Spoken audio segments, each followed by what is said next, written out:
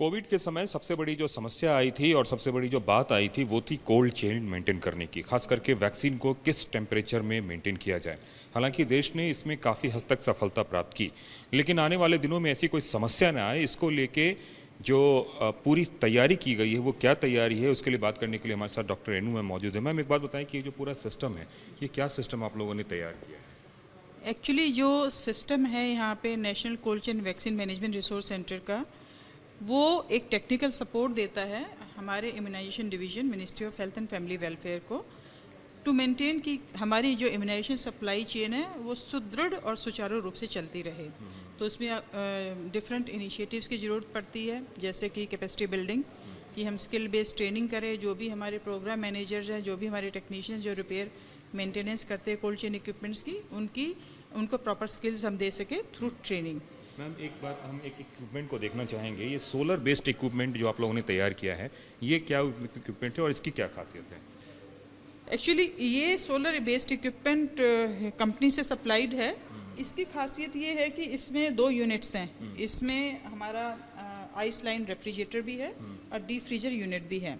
इसकी खासियत ये है कि इसकी जो पावर सप्लाई है वो डायरेक्ट सोलर पैनल से है। अच्छा, अभी रीज़न क्या होता है कि जब एक बार हम वैक्सीन रख देते हैं, मान लो हमारा पावर ब्रेकडाउन हो गया, तो एक स्टैंडर्ड रिक्वायरमेंट है कि हमारी वैक्सीन कब तक सेफ रह सकती हैं, जब तक हमें पावर हो कुछ आवर्स के लिए। तो जो कंट्री में जो एरियाज हैं, हमें पता है या फार फ्लंग एरियाज जहाँ की हमारे पास स्टेबल इलेक्ट्रिकल सप्लाई नहीं है, तो वहाँ के लिए मॉडल्स ऑलरेडी हमारे स्टेट्स में और इसकी ऑपरेशनल है। कैपेसिटी क्या है मैम? इसमें कितने वैक्सीन तकरीबन रह सकते हैं और इसमें मतलब कितना टेम्परेचर इसमें हो सकता है? माइनस कितने में जा सकता है, प्लस कितने? जैसे कि मैंने बताया, ये आपका जो आईएलआर है उसका स्टैंडर्ड टेम्परेचर मेंटेन होता है 2 से 8 के बीच में, और जो डीप फ्रीजर वाला है उसमें -15 to -25। अभी हिंदुस्तान की जो कैपेसिटी है किसी भी वैक्सीन को मेंटेन करने की इन टर्म्स ऑफ टेम्परेचर, वो अभी अब तो कितना तक ले गए हैं आप लोग? मैम देखिएगा, मैंने जैसे पहले कहा था, जब हम प्रोग्राम को इम्प्लीमेंट करते हैं हमें ध्यान रखना होता है कि हमारा फारदेस्ट बेनिफिशियरी कहाँ है। और जब हमारी वैक्सीन है वो एक बायोलॉजिकल मॉलिक्यूल है, यानी कि हम उसको रूम टेम्परेचर में ऐसे नहीं छोड़ सकते।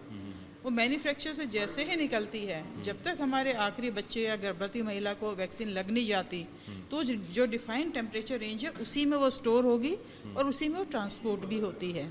तो उसके हिसाब से, क्योंकि हम ये स्टैंडर्ड प्रैक्टिसेस बनाई हुई हैं कि 2 to 8 में ही हमारी वैक्सीन्स रहेंगी, और जो फर्दर प्रोग्राम की रिक्वायरमेंट्स है उसमें -15 to -15। इन जनरल हिंदुस्तान में जो वैक्सीन होती है वो 2 to 8 के में रहती है? जी, 2 to 8 में। और कितने वैक्सीन है जो जनरल लगती हैं हिंदुस्तान में, आम लोगों को लगने वाली है? लगभग 12 के आसपास। तो जिस तरह से हिंदुस्तान ने एक नई कोशिश की है खास करके पोस्ट कोविड एरा में, वो ये है कि जो वैक्सीन टेक्नोलॉजी है उसमें टेम्परेचर को मेंटेन कैसे किया जाए, और उसके लिए ये सारी की सारी तैयारी चल रही है। और ख़ास करके आने वाले दिनों में जैसे कि नए नए मशीन्स लाए गए हैं जिससे कि कोल्ड चेन को मेंटेन किया जा सके। हिंदुस्तान में तकरीबन 12 ऐसे वैक्सीन्स हैं जिसके लिए 8 डिग्री टेम्परेचर तक की ज़रूरत होती है, जो सबसे ज़्यादा प्रचलन में है। तो उनके लिए इस तरह के बड़े बड़े मशीन को तैयार किया गया है। कैमरामैन निरंजन के साथ कुमार कुंदन, TV9 भारतवर्ष, दिल्ली।